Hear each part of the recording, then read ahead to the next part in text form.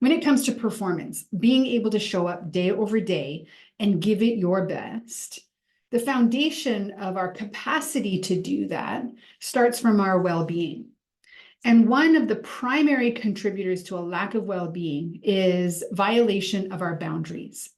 When we are not good at knowing what our boundaries are, articulating them, holding to those boundaries, then we are underneath what is known as consistent cortisol.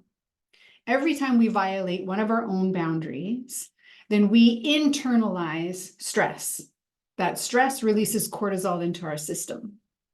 It becomes something like death by 1,000 paper cuts. At the end of that trail of consistently repeating that process is burnout, adrenal fatigue, a lack of resiliency in which the individual starts to talk about things like issues with their mental health, issues with engagement and motivation.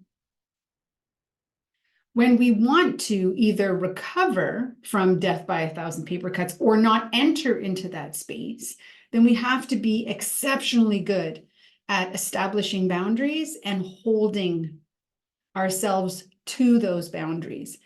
Because here's the thing, other people will violate your boundaries all the time. That's okay. It really is okay in some sense. And I mean, it's okay because we can't control what other people do. If they want to ask us to spend more time on something, if they want to interrupt our work and draw our attention elsewhere, they're going to do those things. However, if we allow that as permission to violate our own boundaries, then we're the ones ultimately responsible for the paper cut.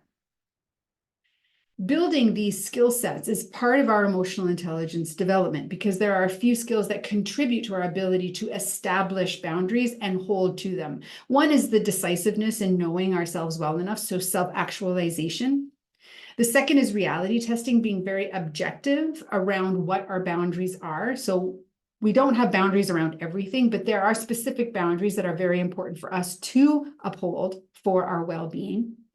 And then the other is assertiveness, being able to articulate our boundaries in a non-offensive, non-aggressive way so that other people can understand what we mean and what we don't mean and not take our boundaries as a lack of a desire to do a good job or to expand and develop or to reach for that next position, because that can often be the saboteur language in our head that keeps us on the path of violating our own boundaries is, oh, what are other people going to think? Are they going to think I don't want to perform? Are they going to think I don't want to be part of the team? Are they going to think that I don't care or aren't aiming for these goals?